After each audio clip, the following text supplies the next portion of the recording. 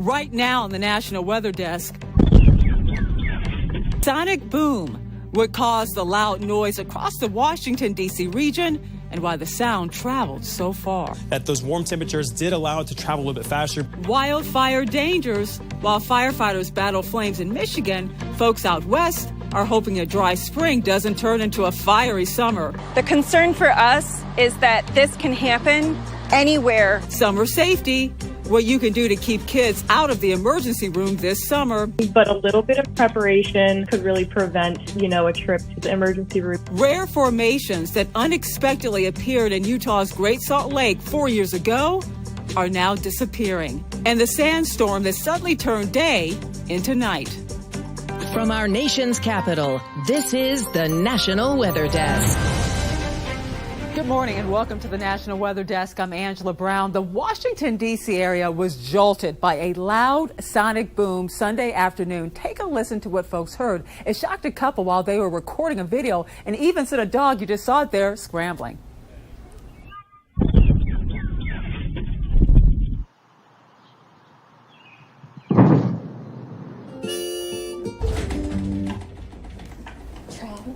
Oh, wow, listen to that. The boom was heard over a large portion of Maryland, Virginia, and D.C. We now know it was caused by a military jets that scrambled to intercept a Cessna that flew into restricted D.C. airspace. The plane eventually crashed, though, in Southwest Virginia, and there are no survivors. Sonic booms are caused by an object moving at supersonic speeds, meaning faster than the speed of sound. In this case, it was a military jet going faster than 750 miles an hour. We asked meteorologist Mark Pena to explain why the sound traveled so far.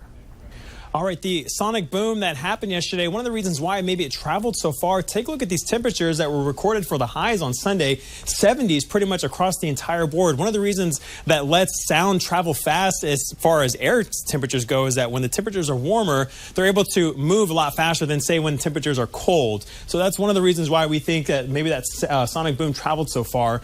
On the contrary, though, when the air is moist and humid, sound travels a lot faster there as well. But yesterday, the comfort index showing that dew points were actually relatively low. So it's kind of tough to dictate exactly what was happening in the air. We do know, though, that those warm temperatures did allow it to travel a little bit faster. But how much that dry air inhibited it is something to be determined. Well, generally speaking, sonic booms are not harmful, although they can shatter glass. Any supersonic operations the military conducts below 30,000 feet must be specifically in designated areas and approved by the Pentagon and the FAA. We now head to northern Michigan, where the state's Department of Natural Resources had its hands full battling a wildfire. 90% of the Crawford County wildfire is now contained. The DNR says a single campfire sparked the fire. Daniel Zivian has more. Miles of ashes, whole plots of land charred. The aftermath, which spread up to 3,000 acres south of Grayling. What caused the destruction? According to Michigan's Department of Natural Resources, a campfire on private property. The individual did not get injured in any way. The person does not live in this area. They are from downstate. They came up, they had a campfire. The campfire was allowed to just kind of smolder. The next day is when the wind kicked it up and took it off to the several thousand acres that we have here now. McAteer tells us that the individual could be on the hook for the entire suppression cost. That's the cost of the effort still going on to quell the fire, which also involves the state police and various local authorities. The DNR says that even with an immediate fire to put out, they are watching Michigan as a whole. The concern for us is that this can happen anywhere right now as we stand here fighting this fire, anywhere in the northern lower peninsula. We are at extreme fire conditions, and we are putting this one out with the resources that we have, but we may need resources on another fire as we speak. In the Pacific Northwest, a stretch of dry and warmer weather has some fire departments on high alert.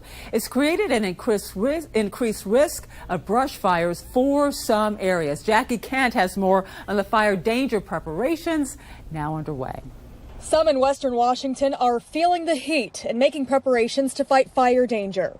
In fact, the National Weather Service is urging people to do their part to prevent wildfires, considering dry conditions will continue into at least the first half of the week. The wind is definitely a concern, especially with it dry, because any small fires are going to get pushed by the wind. The finer fuels is going to carry the fire at a much rapid rate. The East Pierce County Fire Department is prepared for potential brush fires with 3 brush trucks in its fleet and adds staff when needed. And in Kent, Puget Sound Fire recently got a new brush truck that carries 400 gallons of water.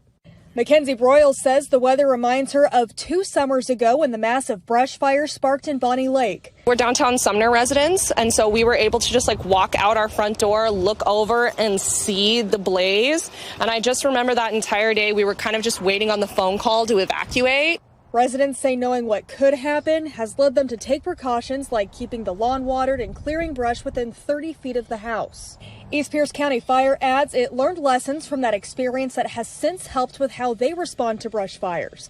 That includes training earlier in the year. We have ongoing and regular communications with our neighboring departments about availability of resources. Have a great summer, enjoy the weather, but be fire safe about it. And the East Pierce County Fire Department and National Weather Service are reminding people to avoid burning when it's windy or in times of low humidity. Also, be sure to check out your local burn bans and regulations. And right now, the forecast for the next week in western Washington is looking mostly dry. This comes after a dry and warm month of May. Theron Zahn shows us the current stats and the need to be, if you need to be worried about a drought. Very few scenes match the beauty of a sunny day in lush, green western Washington. But our dry spring has climatologists keeping an eye out for what summer brings. So far, we're told we don't have to worry about our water supply. No, we're not in drought, but we are watching the water supplies and stream flows with quite a bit of interest because of the May's weather. Right now, we're nearly 6 inches behind in average rainfall in the rain gauge at SeaTac Airport. So far this year, we've received less than 13 inches of rain. Typically by June, we've seen nearly 19 inches of rain fall west of the Cascades. According to the National Weather Service office in Seattle, since January 1st, there have been 77 days with measurable rain. Last year at this time, there were 78. That's only one more day. But 2022 was the 10th wettest on record. The rain total so far put this year as the 10th driest in 79 years. It was maybe not evident because we had quite a few wet days. It was just we had very few episodes of really heavy precipitation. Add to that the rapid melt-off of our snowpack due to a warm and dry May. Later in the summer, those flows are going to go down low enough that there could be some users that are impacted. But it's still too soon to know how our water year will play out. It would only take a few sopping wet spring weather systems to catch up on our rain totals. 4 rare formations in Utah's Great Salt Lake are rapidly disintegrating. Scientists say their unexpected appearance roughly 4 years ago could help us better understand the planet Mars. The mounds are a rare mineral called Glauber's salt. Images were captured from the red planet. The formations are now disappearing because of recent storms and increased water levels. It is possible they could reappear another time. A new report finds government officials failed the people of Buffalo during last year's blizzard. The area was buried under more than 50 inches of snow during the 4-day storm. 46 people died across that region. The report, commissioned by Buffalo's mayor, detailed a host of problems from poor communications to outdated and not working equipment. The issue affecting mostly communities of color. They say a majority of those who died in the city were black residents. And unusually strong sandstorms engulfed Egypt last week. Not only was visibility reduced to nearly zero, you can see it right here, but the storms also knocked down billboards and ripped up trees. At least 1 person died and 5 others injured. They also significantly affected the Suez Canal, one of the busiest waterways in the world. And a reminder here to check out our podcast, Off the Radar. A new episode drops tomorrow. You can find Off the Radar wherever you get your podcasts. So check that out. And coming up on the National Weather Desk, we'll talk with an expert about how wildfires can impact your health, even if you are hundreds of miles away from that fire. And we'll look at some of the dangers facing you and your family this summer and ways to avoid them.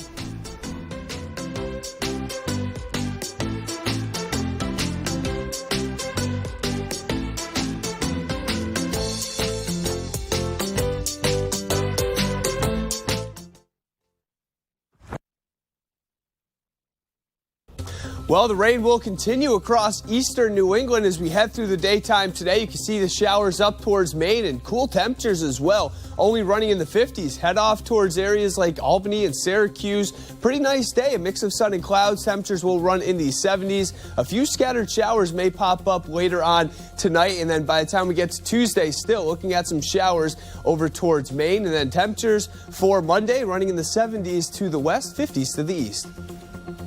I'm meteorologist Jonathan Myers, and here's a look at the mid-Atlantic region. Up and down the 95 corridor, looking at temperatures beginning the day in the 60s, rising through the 60s to the 70s by about noontime, and that's where we stay into the afternoon. For most of us, a good deal of sunshine with a really pleasant afternoon as fair weather high pressure remains our main weather maker. Notice over the mountains, especially the southern Appalachians, there could be a few showers or a pop-up thunderstorm. Otherwise, sunshine and beautiful. That's the scene here. I'm meteorologist Vitas Reed. Here's a look at your forecast highs for the day today. Looking at a hot one in Nashville at 91 degrees, Tupelo 90, 85 Atlanta, 82 Pensacola, 82 in Raleigh. A little bit cooler in Charleston at 79 degrees, 87 in Tampa. Looks like we have plenty of sunshine to start the day off. A few pop-up showers as we get into the afternoon, especially over parts of Florida. Over towards parts of Mississippi and Alabama, we're looking at a little bit of thunderstorm activity through the afternoon. Can't rule out a shower in the Carolinas.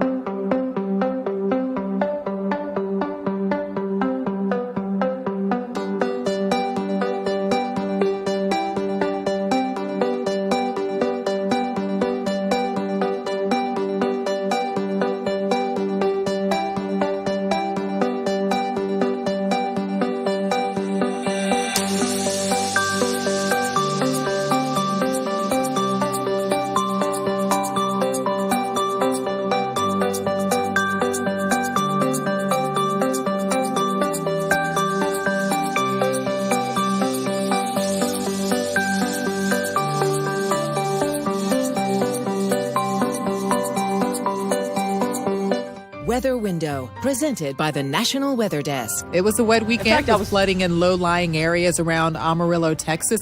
Several funnel clouds also spotted here and there as storms moved through, along with some damage. Rain and flooding chances will persist along with swollen waterways in the coming days. The area has seen around 300 to 400% of their average rainfall since May. Want to see your weather photos and videos on TV? Click Chime In on this station's website to share. The wildfires blazing across Canada in recent weeks have ignited air quality alerts as far south as Virginia. However, the health impact of the smoke may spread beyond just mild symptoms. Emily Gracie talked to an expert to uncover the potential long-term issues that could spark from those flames. So when there's wildfires and you see the smoke, what you're seeing are what we call PM 2.5, which are solid and liquid particles that are 2.5 microns or smaller in diameter. And that's the air pollutant we've studied most from wildfires. Most people will feel maybe itchy, watery eyes, a cough, a sore throat when the air pollution is bad from wildfires. Individuals who have chronic lung disease like asthma or emphysema, they often feel more symptoms, especially if the air pollution is higher and longer duration. But we've also seen, and there's evidence to show that these particles can get into the bloodstream in the lungs, and they can be found throughout the body. And so more and more evidence is showing impacts on many other systems. So we've seen some evidence that wildfire smoke can affect cardiovascular disease. And then additionally, there's growing literature showing impacts on developing fetuses and on the health of pregnant women. So I'm curious what you know about kind of the distance traveled when it comes to wildfire smoke too, and how far the reach is for the impact. With the health impacts, we do know that the higher the concentration of these particles, the worse the health impacts are. But we also know that there's no threshold at which it's safe, like that you can find impacts on health at low concentrations such that you wouldn't even see the particles, yet you're breathing them in and you could be affected. And as they travel, they do sort of disperse, right? If you can sort of look, there's a bunch of websites that'll show the plume from these wildfires in Canada, and you can see how they're moving due to wind and weather patterns. So these particles can spread really far distances, and there has been evidence of health impacts from this long-range transport of smoke. And a quick programming note. Coming up on Wednesday, we're taking a deep dive into the upcoming wildfire season. Our special looks at how the wet winter out west could make this year's fire season even worse than usual. We'll also show you how firefighters are preparing right now. Watch In the Line of Fire Wednesday right here on the National Weather Desk. And as the official start of summer approaches, a reminder that summer is the most common time for injuries involving kids. Barbara Morris has a look at what typically lands kids in the ER during the summer and the ways to avoid all of these dangers. Between 2021 and 2022, injuries in that summertime period increased about 14%.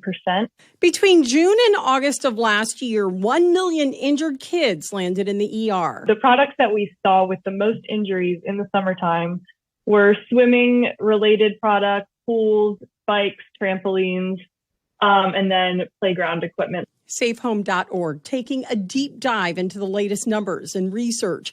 And since swimming pool injuries are high on the list, teaching kids a basic understanding of what to do in and around a pool is paramount. How to float, how to swim, how to get out of a dangerous situation. Even in really young children, they can start learning the basics. Diving injuries are surprisingly high. Last summer alone, there was over 4,000 injuries from diving board, just making sure everyone knows how to use it, enforcing the rules about going one at a time, not running. Among kids 13 and older, biking injuries top the list. Maybe when kids start to get into those teenage years, they might feel like, oh, it's not cool, I don't want to wear a helmet.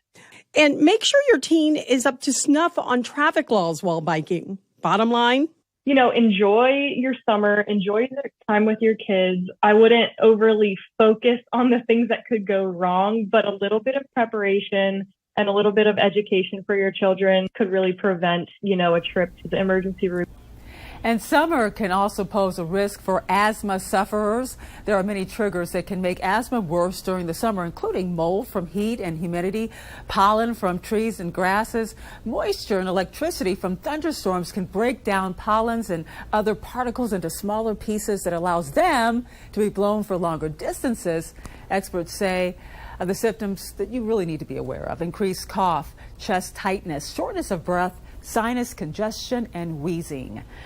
The warmer weather isn't just something that can pose a risk to humans. If temperatures change too quickly, it could be a major risk to marine life as well. That's what officials are saying, happening to hundreds of catfish in Lake Chickamauga in Chattanooga, Tennessee.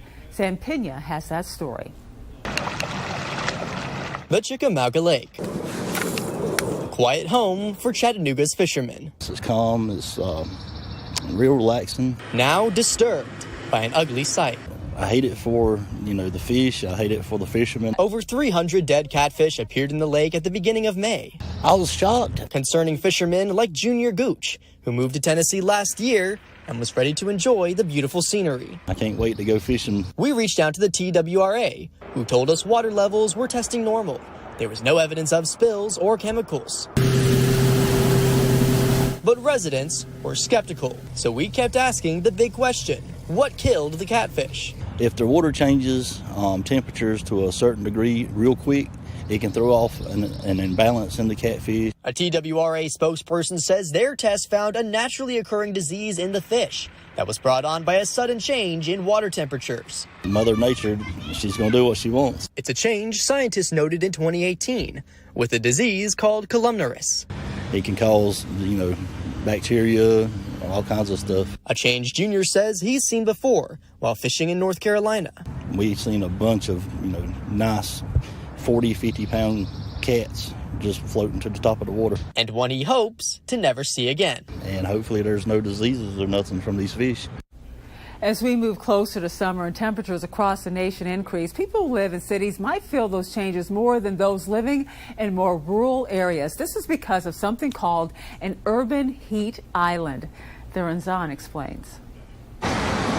Urban heat islands are cities where the concrete and asphalt absorb the sun's rays and cause them to be warmer than the surrounding areas. You're looking at Seattle here, but according to NASA, for an example, New York City is 7 degrees warmer on average than the surrounding areas. And according to the National Oceanic and Atmospheric Administration, urban heat islands can actually be up to 20 degrees hotter than surrounding areas. One solution, according to the EPA, is right in front of you. They say planting more trees or leaving more trees when making development can actually cause those heat islands to be not quite so hot. And time now for a short break, but first we take flight over Seattle, Washington.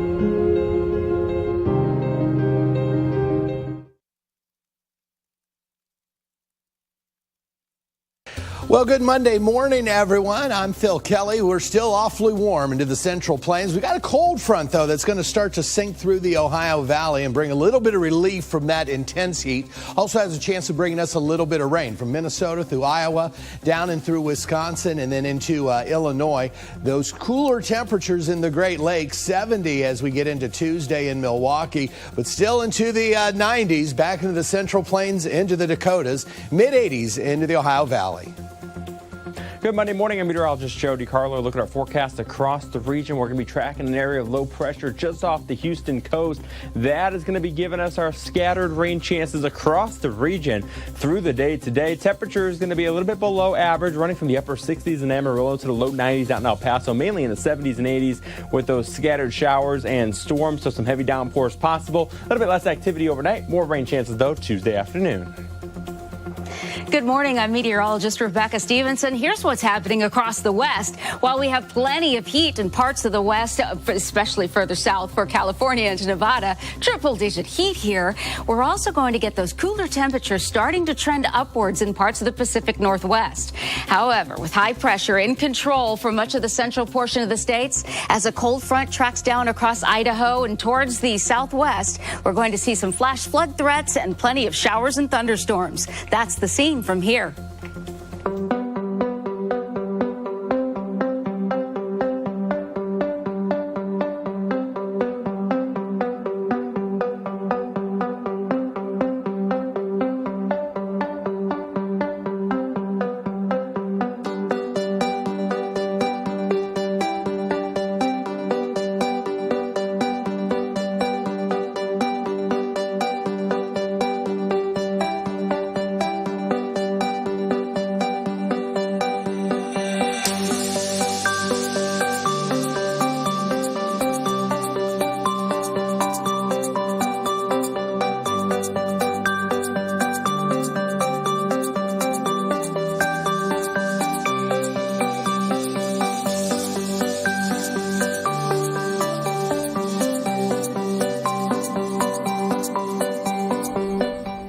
This weekend in Myrtle Beach, South Carolina was the first ever Ed's Hurricane Hustle, named after meteorologist Ed Piotrowski. Hundreds of folks laced up their sneakers for the race in hopes of raising money to help with hurricane relief efforts. Joel Vasquez has more. More than 700 runners participate in the family-friendly and furry-friendly Ed's Hurricane Hustle. People like Greg Mailer and Tammy Collins, who traveled from Cleveland, Ohio, just to meet Ed. Finally met him. Oh my gosh. Great guy. It's like a birthday surprise. And this group of ladies taking it one step further and making cutouts of Ed's face for the Best Ed competition. What's your favorite thing about Ed? What Ed said. Ed said. Folks could run or walk a mile or do a 5K. I even had to join in on the fun myself. All right, we are on mile 1. We're going strong, baby. Mile 2, not as strong. But the finish line at mile 3 made it all worth it. All the proceeds of this event went towards a local chapter of the American Red Cross, and bronze, silver, and gold medals were given to the top finishers.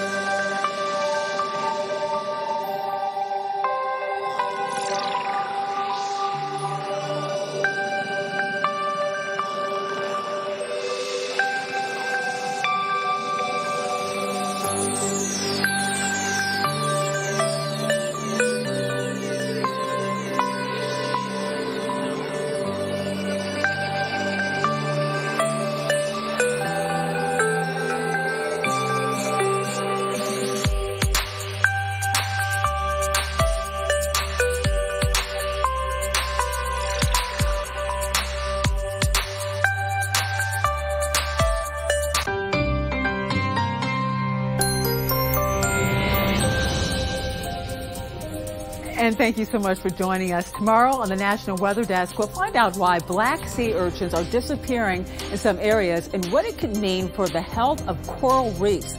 I'm Angela Brown. Make it a great Monday, and we'll see you right back here tomorrow.